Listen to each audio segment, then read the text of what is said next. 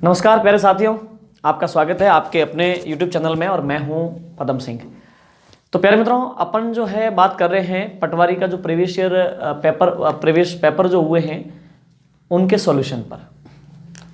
अपन अब तक पटवारी के पिछले एग्जाम में जो जो क्वेश्चंस पूछे गए हैं उनको अपन सॉल्व कर रहे हैं और इससे पहले मैंने 2 वीडियो बनाई हैं और अब हम नेक्स्ट आगे बढ़ते हैं।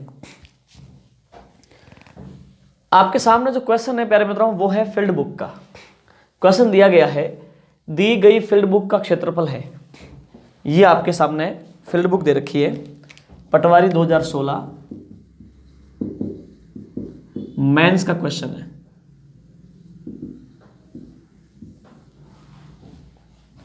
पटवारी 2016 मेंस का क्वेश्चन है, ठीक है। आपको इसका क्षेत्रफल ज्ञात करना है। प्यारे मित्रों, फील्ड बुक में मोस्टली 2 ही प्रकार के शेप होते हैं। फील्ड बुक में एक तो शेप होता है त्रिभुज का और एक होता है समलंब चतुर्भुज का। और बहुत ही आसान है, आप में से वे लोग जिन्होंने ज्योमेट्री नहीं पढ़ी है तो भी इस क्वेश्चन को हल कर पाएंगे। मैं आपको अभी समझाता हूं। देखो, अगर अपन इस पूरे शेप की बात करें तो एक तो ये त्रिभुज, एक ये त्रिभुज, 2, एक ये त्रिभुज, एक ये त्रिभुज, एक ये त्रिभुज, ये चतुर्भुज है। ये एक चतुर्भुज है और कैसा है? समलंब चतुर्भुज, ठीक है। समलंब चतुर्भुज, ये है त्रिभुज। अब हम बात करेंगे कि समलंब चतुर्भुज कहते किसको है, अभी अपन बात करेंगे, ठीक है। चलिए, तो अपन को इस फील्ड बुक का क्षेत्रफल ज्ञात करना है। इस पूरी फील्ड बुक का क्षेत्रफल अपन को ज्ञात करना है, यानी कि सभी त्रिभुज और जो भी समलंब चतुर्भुज है उनका क्षेत्रफल ज्ञात करके जोड़ना है, ठीक है। अब समलंब जो चतुर्भुज होता है उसका क्षेत्रफल क्या होता है? समलंब चतुर्भुज कहते किसको है? समलंब, लंब समान हो चतुर्भुज। देखो, ये 2 समांतर रेखाएं, ये क्या है?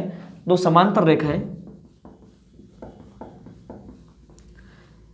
ये एक लंब है, जितना यहां है उतना ही यहां है, उतना ही यहां है, उतना ही यहां है, उतना ही यहां है। ये समलंब हो गया, यानी लंब यहां पे समान है। ये एक भुजा, ये नेक्स्ट भुजा। अब सुनो, समलंब चतुर्भुज का मतलब हुआ कि 2 भुजाएं तो हैं आपकी समांतर, 2 भुजाएं तो आपकी समांतर है यानी पैरेलल है, और अन्य 2 भुजाएं हैं असमांतर, वो है समलंब चतुर्भुज। समलंब यानी कि ये लंब जो है वो समान है, ठीक है। तो यहां पे समलंब चतुर्भुज का क्षेत्रफल होता है 1/2 इंटू समांतर भुजाओं का योग इंटू ऊंचाई। अपन ज्योमेट्री पढ़ेंगे ना, तब मैं आपको बताऊंगा कि ये फॉर्मूला कैसे बना। अपन हर मुद्दे पे बात करेंगे। ज्योमेट्री पढ़ेंगे तो हम बात करेंगे कि 1/2 समांतर भुजाओं का योग इंटू उनके बीच की दूरी, ऐसा फॉर्मूला कैसे बनता है, क्यों बना, ठीक है। चलिए, तो अब प्यारे मित्रों देखो, आप सभी त्रिभुज और इस चतुर्भुज का क्षेत्रफल ज्ञात करके जोड़ दें तो हो गया फील्ड बुक का पूरा क्षेत्रफल। त्रिभुज का क्षेत्रफल क्या होता है आप जानते हैं? 1/2 आधार इंटू ऊंचाई होता है। तो प्यारे मित्रों, शुरू करते हैं अपन इसका क्षेत्रफल। सभी त्रिभुजों के क्षेत्रफल को अपन जोड़ देंगे और चतुर्भुज के क्षेत्रफल को भी साथ में जोड़ देंगे, हो गई पूरी फील्ड बुक। अब यहां पे अपन को एक दिमाग लगाना है। एक काम करें अपन, या तो अपने पास तरीका है कि ये जो त्रिभुज है इसको अकेले का क्षेत्रफल ज्ञात करें, या फिर इस पूरे त्रिभुज का क्षेत्रफल ज्ञात करें। ये सुनो, पूरे त्रिभुज, कोई सा भी त्रिभुज हो, त्रिभुज कैसा भी हो, उसका क्षेत्रफल ज्ञात करने का फॉर्मूला है 1/2 आधार इंटू ऊंचाई। तो जब ये पूरा त्रिभुज लेंगे ना, ये यहां पे लंब है ना, तो इस त्रिभुज का यहां से लगा के यहां तक, ये तो हो जाएगा आधार, ये हो जाएगी ऊंचाई। तो इस त्रिभुज का क्षेत्रफल हो जाएगा 1/2 आधार इंटू ऊंचाई। प्यारे मित्रों, इसका आधार कितना है? मैंने इन दोनों त्रिभुजों को एक साथ लिया है, तो यहां से यहां तक 12 और यहां से यहां तक 8, 8 12 20, तो आधार हो गया 20 इंटू ऊंचाई कितनी है? 8। ये सुनो, यहां पे आ जाओ, इन दोनों त्रिभुजों को भी एक साथ ले लो, क्योंकि यहां से लगा के यहां तक ये आधार हो गया, ये सुनो, और ये ऊंचाई का काम करेगा। तो ये 12 और ये 8 20 और ये 7, तो क्षेत्रफल हो गया 1/2 इंटू आधार 12 और 8 20 इंटू ऊंचाई कितनी हो गई 7। ये सुनो, ठीक है। प्लस यानी अपन ने इस पूरे त्रिभुज का, यानी दोनों त्रिभुजों को मिला के जो बड़ा त्रिभुज बनता है उसका क्षेत्रफल ले लिया, इन दोनों त्रिभुजों को मिला के जो बड़ा त्रिभुज बनता है उसका क्षेत्रफल ले लिया। अब अपन आते हैं इस त्रिभुज पर, तो क्या हो जाएगा 1/2 इंटू आधार, आप इसको आधार मान लो, ये कितना है 8 इंटू ऊंचाई कितनी होगी 13। तो ये वाला त्रिभुज जो है यहां से लगा के ये वाला त्रिभुज, इसका क्षेत्रफल आ जाएगा 1/2 हो गया इंटू आधार इंटू ऊंचाई। देखिए आधार कितना है 8 इंटू ऊंचाई कितनी है 13 प्लस, फिर मतलब इस त्रिभुज को ले लेते हैं, फिर अपन इस चतुर्भुज को लेंगे। इस त्रिभुज का क्षेत्रफल क्या है 1/2 इंटू आधार, आप आधार 10 मान लो, तो ऊंचाई कितनी हो गई 11। ये समकोण त्रिभुज की बात है, 1/2 आधार 10 इंटू ऊंचाई 11 प्लस ये एक समलंब चतुर्भुज, क्या समलंब चतुर्भुज ट्रेपेजियम जिसको बोलते हैं, इसका क्षेत्रफल क्या होगा 1/2 इंटू समांतर भुजाओं का योग इंटू उनके बीच की दूरी, 1/2 इंटू समांतर भुजाओं का योग। समांतर भुजाएं कितनी 11 और 13, इनका योग कितना हो गया 24 हो गया, इंटू उनके बीच की दूरी। अब प्यारे मित्रों यहां से लगा के यहां तक की दूरी आपको नापनी है, तो अपन कैसे नापेंगे, देखो ये पूरी लंबाई कितनी है यहां से लगा के यहां तक, 12 और 8 20 और 12 और 8 20 20 और 20 40, ये पूरी लंबाई है 40। इस 40 में से ये हिस्सा अंदर आ रखा है 8 और वो आ रखा है 10, 10 और 8 कितना हो गया 18, 40 में से आप 18 घटा लो तो कितना हो गया, 40 में 18 गया तो 22। तो इसका क्षेत्रफल हो गया 1/2 इंटू आधार, आधार हो गया आपका 22, समांतर भुजाओं का योग, समांतर भुजाओं का योग हो गया आपका 11 इंटू 11 प्लस 13 यानी कि 24 इंटू उनके बीच की दूरी, तो उनके बीच की दूरी यहां से यहां तक, ये टोटल कितना है 40, 40 में से 8 और 10 18 गया तो 22 हो गया। ये सुनो, अब प्यारे मित्रों इसको सॉल्व करके आपको जोड़ना है, सॉल्व कर दो इसको, 2 से कट गया ये 10 बार, 2 से कट गया ये 10 बार, 2 से कट गया ये 4 बार, 2 से कट गया ये 5 बार, 2 से कट गया ये, इसको काट दो 11 बार, ये 24 बरकरार है, ठीक है। 10 इंटू 8 80, 10 इंटू 7 70, 13 इंटू 3 39, 13 इंटू 4 है 13 चौक 52 हो गया मेरे मित्रों, ठीक है। 11 इंटू 5 55 और इसको आप गुणा कर दो, 11 चौक 44, ठीक है। हासिल का 4, 11 दूनी 22 और 4 26। अब इस पूरे को आप जोड़ दो तो कितना हो गया 4 और 5 9, 4 और 5 9, 10 और 11 1, हासिल का 1 7 5 12, 12 और 5 और 7 2, हासिल का 3 2 और 3 5, ये हो गया आपका 521 सेंटीमीटर स्क्वायर। अगर ये सेंटीमीटर में है तो, अगर ये मीटर में है तो मीटर स्क्वायर। कुल मिला के बात ये हो गई वर्ग इकाई, ये सुनो, ठीक है। तो प्यारे मित्रों इस प्रकार की बात है, एक बार के लिए आप इसका स्क्रीनशॉट लो, फिर अपन बात करते हैं आगे।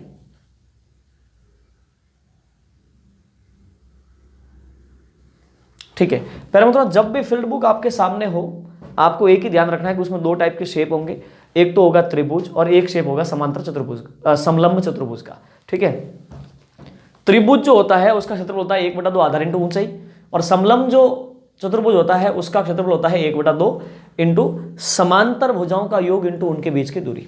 चलिए, तो यहाँ पे अपने दिमाग लगाया, नाप दे रखा है कि ये 12 है, नहीं 8 है, नहीं 8 है, वो 12 है, वो 8 है, 7 है, वो सब दे रखा है नाप आपको, है ना। एक काम करें अपन, या तो अपन इस त्रिभुज का अलग क्षेत्रफल निकालें, इसका अलग निकालें। अपन ने ऐसा न करके इस पूरे त्रिभुज का एक साथ क्षेत्रफल निकाला 1/2 आधार इंटू ऊंचाई।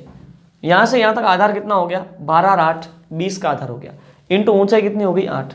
तो 1/2 इंटू आधार, आधार तो 20 इंटू ऊंचाई कितनी हो गई 8, है ना, ये अपन ने लिख दिया। इन दोनों त्रिभुजों को मिला के जो एक त्रिभुज बनता है उसका क्षेत्रफल ज्ञात करें। 1/2 आधार इंटू ऊंचाई, आधार हो गया 12 और 8 20 इंटू ऊंचाई होगी 7, तो 1/2 20 इंटू 7। इस त्रिभुज का क्षेत्रफल क्या होगा, ये तो एक ही त्रिभुज है, ये तो चतुर्भुज है समलंब। इस त्रिभुज का क्षेत्रफल हो गया 1/2 इंटू आधार 8 इंटू ऊंचाई होगी आपकी 13। इस त्रिभुज को लिया 1/2 इंटू आधार 10, ऊंचाई होगी 11।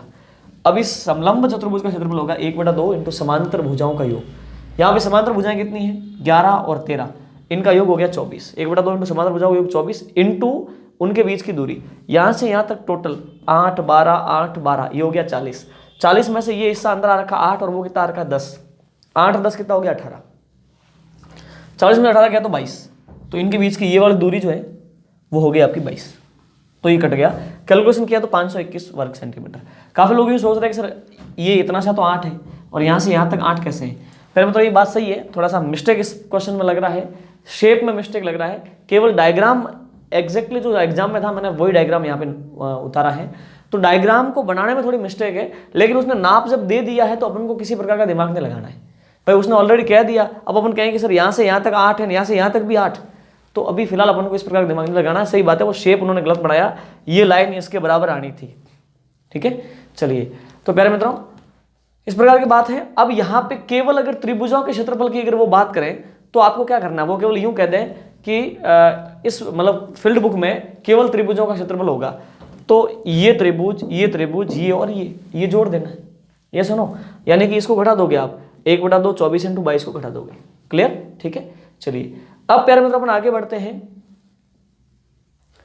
अब प्यारे मित्रों अपन नेक्स्ट क्वेश्चन लेते हैं। देखिए इसमें प्यारे मित्रों त्रिभुजों का क्षेत्रफल भी पूछ रखा है, एग्जाम में जब क्वेश्चन आया था तो 2 प्रश्न पूछे थे, एक तो इस पूरी फील्ड बुक का क्षेत्रफल और एक अलग से नेक्स्ट क्वेश्चन था कि केवल त्रिभुजों का क्षेत्रफल। त्रिभुजों का क्षेत्रफल आप अलग से ज्ञात कर लेना, ठीक है प्यारे मित्रों। अब देखो ये है पटवारी 2016 मेंस का क्वेश्चन, ठीक है, और ये है औसत का, बहुत ही आसान है। जब मैंने औसत टॉपिक आपको पढ़ाया था, आप प्लेलिस्ट में जाकर के देखें, मैंने एवरेज जो पढ़ाया है, मतलब अपने बहुत एडवांस लेवल तक एवरेज पढ़ा है। ये सवाल तो कहीं टिकता भी नहीं है, इतना आसान है। देखिए आप सुनिए, 15 संख्याओं का औसत 40 है, उनमें से प्रथम 8 का औसत 30 है और अंतिम 8 का औसत 50 है, तो 8वीं संख्या का मान क्या होगा। देखिए आपको पता है कि टोटल संख्याएं हैं 15, देखो इधर 1 2 3 4 5 6 7 8, इसे 15 है ना। आप देखना अपने यहाँ लिखते हैं संख्याएं कितनी है 15, और इन सभी संख्याओं का औसत कितना है, इस नर का ना 15 संख्याओं का औसत 40 है, तो इनका योग कितना हो गया 15 इंटू 40 600। ये सुनो संख्याएं कितनी है 15, औसत इनका है 40, तो इनका योग हो गया 600। क्लियर, ठीक है। प्रथम 8 संख्याओं का औसत 30 है, ये पहले की 8 संख्याएं मान लो, है ना, प्रथम 8, इनका औसत क्या है 30 है, तो इनका योग हो जाना है 240। अंतिम 8 प्यारे मित्रों टोटल 15 संख्याएं हैं, शुरुआत की 8 का औसत हो गया, अब पीछे कितनी बच गई, पीछे बच गई 7, लेकिन इसने बोला है कि अंतिम 8 संख्याओं का औसत कितना दे रखा है 50। अंतिम 8 का मतलब है कि एक संख्या ओवरलैप होगी, ये सुनो ये संख्या ओवरलैप हो रही है, तो अपन लिखेंगे कि ये वाली संख्याएं कितनी है, अंतिम संख्याएं 8, इनका औसत कितना है 50, इनका योग कितना हो गया 8 इंटू 50 400। अब एक बात बताओ 240 प्लस 400 640 हुआ कि नहीं हुआ। वैसे देखें तो यहां से यहां तक यानी शुरू से लगा के एंड तक की संख्याओं का योग कितना है 600, लेकिन शुरुआत की 8 और अंतिम की 8 यानी एक संख्या बीच वाली ओवरलैप हो रही है, कौन सी 8वीं संख्या, 8वीं संख्या ओवरलैप हो रही है, तब जाकर के इन संख्याओं का योग क्या बन रहा है 640। क्यों, क्योंकि ये संख्या 2 बार गिनी गई। ये सुनो पहले मतलब यहां से यहां तक टोटल योग होता है 600, लेकिन ये संख्या जब 2 बार गिनी जाती है तो योग होता है 640। इसका मतलब 40 एक्स्ट्रा क्यों आ रहा है? इस संख्या की वजह से जो 2 बार गिनी गई है। तो इसका मतलब 8वीं संख्या हो गई आपकी, इनका अंतर देख लो, 8वीं संख्या हो गई 640 में से 600 घटा दो 40, ये सुनो, तो 8वीं संख्या आपकी 40 है, ये सुनो। तो प्यारे मित्रों अब देखो, अब इसको इतना कुछ लिखने की आवश्यकता नहीं है, आपको एग्जाम में कुछ सेकंडों में इसका जवाब देना है। पहले आप इसका स्क्रीनशॉट लो, फिर मैं आपको समझाता हूं इसको कैसे करना है।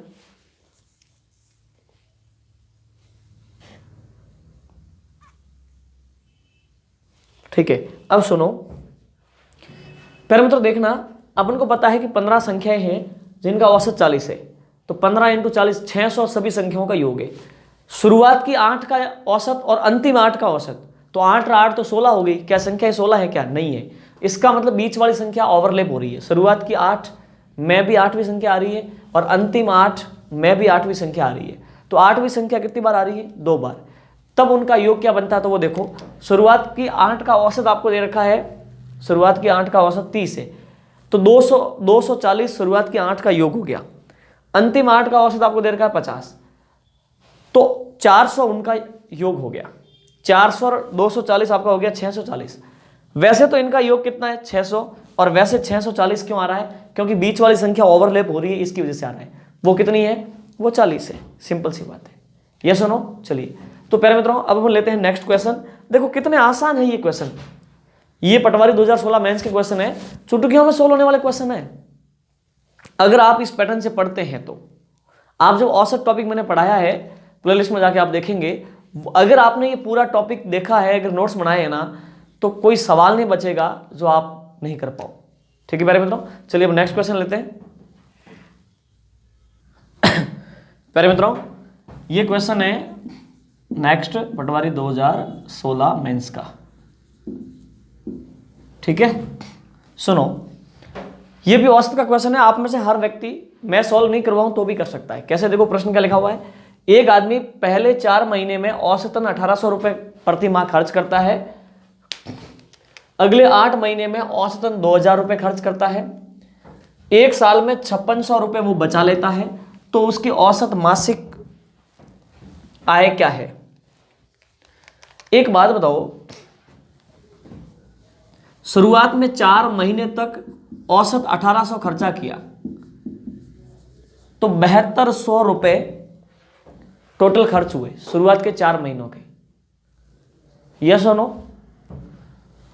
8 महीने तक अगले 2000 रुपए खर्च किए, 16000 रुपए खर्चा हुआ अगले 8 महीने का।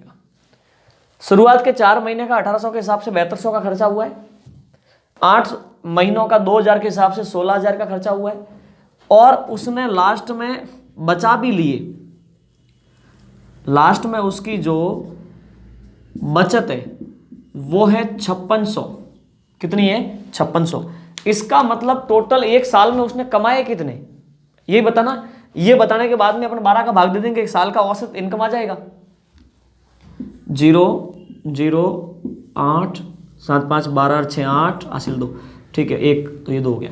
28,800 रुपए उसने पूरे साल में खर्चा और जो लास्ट की बचत मिला करके, यानी उसने इनकम करी है 28,800 रुपए की।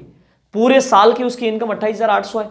ठीक है, अब आपको पता करना है कि उसकी सालाना मासिक इनकम क्या है, मासिक आय आपको बतानी है औसत। तो प्यारे मित्रों 12 महीने में 28,800 रुपए उसने कमाए, तो अपन लिखेंगे औसत आय 28,800 रुपए जो है ये 12 महीने में कमाए, तो 12 का भाग दे दो, 12 दूनी 24, 4 बच गए, आगे 8 है, 12 चौक 48 00, 2400 रुपये। बोलो कितना? 2400 रुपए जो है प्रति माह वो कमाता है टोटली। यस और नो? तो प्यारे मित्रों देखो कितना आसान है, पेन को भी उठाने की आवश्यकता नहीं है।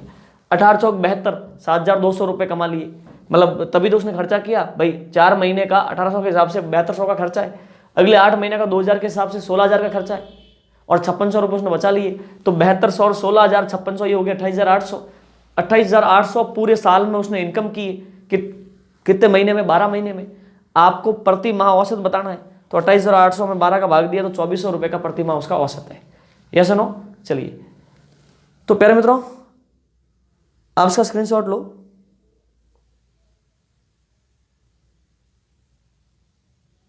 ठीक है, अब प्यारे मित्रों अपन लेते हैं नेक्स्ट क्वेश्चन। प्यारे मित्रों ये देखो नेक्स्ट क्वेश्चन। अब ये चक्रवृद्धि ब्याज का क्वेश्चन है। चक्रवृद्धि ब्याज अभी मैंने आपको टॉपिक पढ़ाया नहीं है, सुनिए देखिए। एक व्यक्ति 10,000 रुपए 10% वार्षिक चक्रवृद्धि ब्याज की दर से गणना करने पर उधार दिए, 2.5 वर्ष पश्चात उसे कितने रुपए वापस मिलेंगे? 10,000 रुपए 10% की दर पे उधार दिए हैं, कंपाउंड इंटरेस्ट है, चक्रवृद्धि ब्याज है, 2.5 साल बाद उसे कितने वापस मिलेंगे?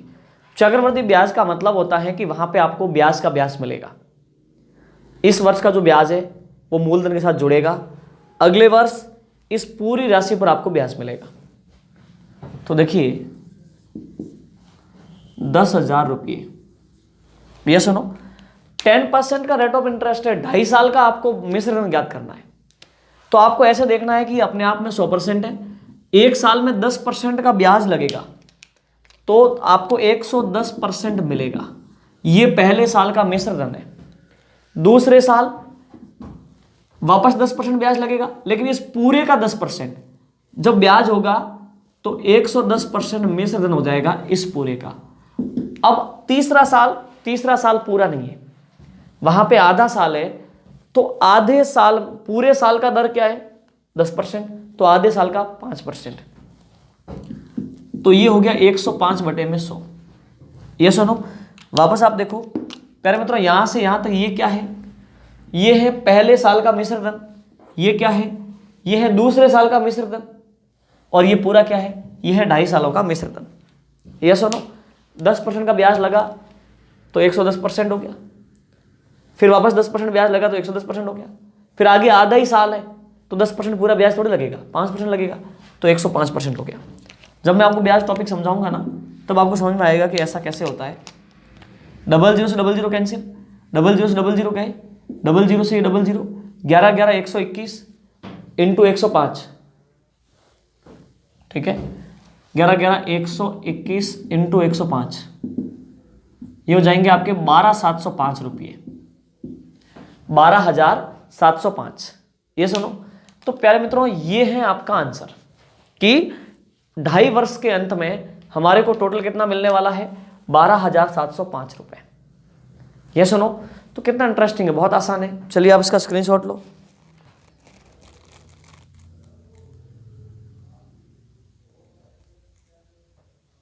ठीक है प्यारे मित्रों, अब लेते हैं नेक्स्ट क्वेश्चन, और वो भी ब्याज का ही है। देखिए प्यारे मित्रों, अब ये क्वेश्चन देखो, ये भी ब्याज का ही है। क्या लिखा हुआ है, किस वार्षिक चक्रवर्ती ब्याज की दर से एक धनराशि 2 वर्ष में, कितने में, 2 वर्ष में 4 गुनी हो जाएगी। कोई भी धन है वो किस रेट ऑफ इंटरेस्ट से, कंपाउंड इंटरेस्ट पर किस रेट ऑफ इंटरेस्ट से 2 सालों में 4 गुना वो धन हो जाएगा। यह सुनो, आपको पता है, एक बात बताओ, चक्रवृद्धि ब्याज का फॉर्मूला क्या है, मिश्रधन बराबर मूलधन 1 प्लस दर बटे में 100 की पावर टाइम। यह सुनो, मिश्रधन बराबर मूलधन इंटू 1 प्लस दर बटे में 100 की पावर टाइम, वो धन 4 गुना हो जाएगा। यह सुनो, कहने का मतलब कोई भी 1 रुपया है तो वो 4 रुपए हो जाए, कितने सालों में, 2 सालों में। दर क्या लगेगी ये आपको बताना है, मतलब धन होगा 4 रुपये, ये सुनो, और वो धन था कितना, 1 रुपये। 4 रुपये मिश्रधन होना चाहिए, और वो धन तो कोई भी 1 होगा, मूलधन तो आपका 1 है, 4 गुना हो जाएगा ना, 4 रुपये हो जाएगा। 1 प्लस दर में नहीं पता, बटे में 100 की पावर टाइम कितना, 2 वर्ष। ये सुनो, तो ये आपका समीकरण सेट हो गया। अब एक काम करें अपन, दोनों तरफ वर्गमूल कर लें। दोनों तरफ वर्गमूल करने पर तो देखो 4 का वर्गमूल 2 निकल गया, अब 1 का तो कोई वर्गमूल 1 ही रहेगा, और 1 जब इससे गुणा होगा तो कोई फर्क नहीं पड़ना। प्यारे मित्रों, इधर जब वर्गमूल किया तो इसका स्क्वायर हट गया। अपना उद्देश्य क्या है, अपना उद्देश्य है r का मान ज्ञात करना, तो r ब्रैकेट के अंदर है, ब्रैकेट के ऊपर है घात, सबसे पहले घात को तोड़ना, घात को तोड़ के ब्रैकेट के अंदर घुसना, फिर अपन आर आएगी ना, दोनों तरफ वर्गमूल किया, 4 का वर्गमूल 2, इधर वर्गमूल से ये स्क्वायर हट गया तो क्या बच गया 1 + r/100। ये सुनो, 1 ट्रांसफर हुआ, 2 में से 1 गया तो 1 बराबर r/100। जब 100 आकर के इससे गुना होगा भाई, 1 इधर आया ना, 2 में से 1 गया, r/100, 100 इधर आया तो 100% = रेट ऑफ इंटरेस्ट। इसका मतलब ब्याज की दर है 100%। ये सुनो, तो प्यारे मित्रों इस प्रकार की बात है, आप इसका स्क्रीनशॉट लो।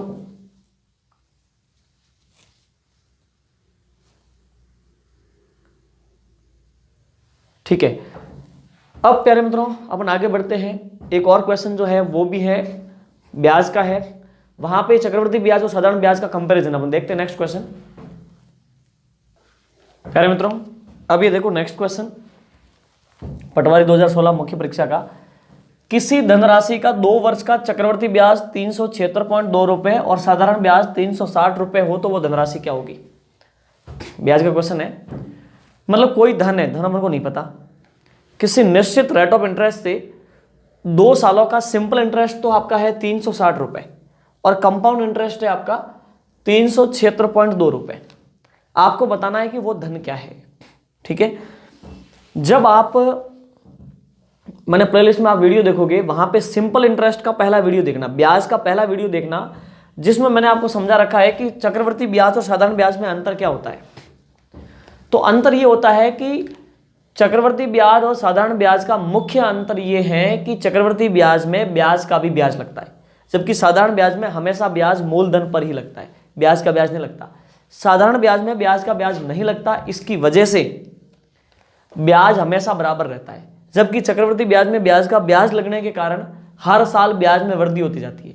इस साल का ब्याज 500 है तो अगले साल 600 हो जाएगा, उससे अगले साल 750 होगा, उससे अगले साल 1000 होगा। ब्याज में वृद्धि होती जाएगी हर साल, हर चक्र के बाद ब्याज में वृद्धि होती जाएगी, इसी का नाम है चक्रवृद्धि। जबकि साधारण ब्याज में हमेशा ब्याज बराबर ही चलता है। ठीक है, चलिए तो एक काम करें, अपन इस क्वेश्चन को अगर प्रॉपर मेथड से करेंगे तो बहुत लेंथी हो जाएगा। मैं आपको इसका एक शॉर्ट पैटर्न बताता हूं, देखो बिल्कुल कॉन्सेप्ट वाला, कोई ट्रिक नहीं है, आप खुद समझोगे, आपकी समझ में ये फिट होगी चीजें। सुनो, सबसे पहले अपन बात करते हैं सिंपल इंटरेस्ट के, फिर करेंगे अपन कंपाउंड इंटरेस्ट की। 2 सालों का सिंपल इंटरेस्ट देखो कितना है 360 रुपए। आपको पता है कि सिंपल इंटरेस्ट हर साल बराबर रहता है। 2 सालों का 360 है तो 1 साल का हो गया 180, 180 यहां पर नहीं 180 यहां पर। अगर तीसरा साल होता तो भी साधारण ब्याज होता 180 180 180, वो चलता जाता। या सुनो, आप एक चीज को जानते हो, पहला वीडियो ब्याज का देखो कि मैंने समझाया, वहां पे साधारण ब्याज और चक्रवृद्धि ब्याज पहले चक्र में समान होते हैं। पहले चक्र में साधारण ब्याज 180 है तो चक्रवृद्धि ब्याज भी 180 है। ये सुनो, क्योंकि पहले चक्र में तो ब्याज की गणना ही हुई है, ब्याज का ब्याज थोड़ी लगेगा। अब जब दूसरा चक्र आएगा उसमें इस ब्याज का भी ब्याज लगेगा, तभी तो ब्याज में वृद्धि होगी। तो पहले चक्र में तो मूलधन पर ही ब्याज लगता है, इसलिए पहले चक्र का साधारण और चक्रवृद्धि ब्याज दोनों ही समान होते हैं। दोनों सालों का चक्रवृद्धि ब्याज कितना है 376.2। इसमें से पहले साल का चक्रवृद्धि ब्याज कितना 180 घटा लो, पीछे कितना रह गया 196.2 रुपए। अब प्यारे मित्रों एक बात बताओ, पहले साल का चक्रवृद्धि ब्याज है 180, दूसरे साल का है 196, अंतर कितना है? अंतर है प्यारे मित्रों 16.2 रुपए का, 16.2 का अंतर है। ठीक है, अब प्यारे मित्रों देखो अब आप देखो 16.2 का जो अंतर है वो अंतर क्यों पैदा हुआ। आप जानते हैं कि ब्याज का ब्याज लगता है चक्रवृद्धि ब्याज में, इसीलिए ब्याज में वृद्धि होती है। तो अपन कह सकते हैं कि पहले साल का ब्याज 180, दूसरे का 196, अंतर है 16.2। ये ब्याज का ब्याज है, कौन से ब्याज का? 180 रुपए जो पहले साल का ब्याज है, इसका ब्याज है 16.2। तो अपन बोलेंगे कि 16.2 है वो 180 रुपए का ब्याज है। तो 16.2 का परसेंट निकालेंगे 180 पर इंटू 100, 0 0 गया, इस 0 से पॉइंट हटेगा 9%। ये आपके ब्याज की दर आ गई। बोलो ब्याज की दर क्या है? 9%। यस और नो? अब प्यारे मित्रों हमने आपको समझाया, जब टॉपिक पढ़ाया कि ब्याज की दर का मतलब है, दर मतलब 1 साल का ब्याज, इसका मतलब इस पूरे पैटर्न के अंदर हर साल अपन 9% वसूलते हैं। तो कहने का मतलब वो धन इतना है, उस धन का 1 साल में तुम 9% वसूलोगे तो वो बनता है 180 रुपए। अरे क्या मिल गया सुराग? कहने का मतलब उस धन का 8% बराबर, अरे सॉरी 9% बराबर, 9% बराबर 180। ये सुनो, तो आपको मूलधन लाना है ना, तो 180 में दिया 9 का भाग गुणा किया 100 से, ये आपका 2000 आ गया। क्लियर? ठीक है, तो ये आपका आंसर हो गया बी 2000। ये सुनो, चलिए पहले आप इसका स्क्रीनशॉट लो।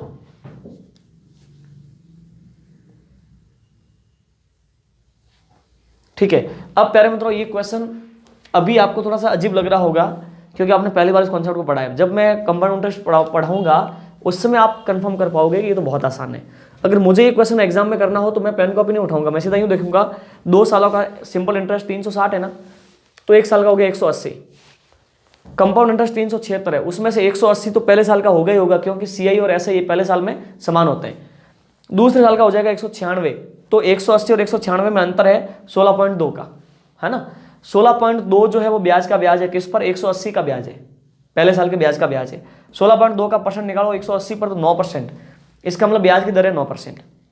मतलब वो मूलधन इतना है कि उस मूलधन का 9% यानी 1 साल का ब्याज निकालें तो 180 आता है।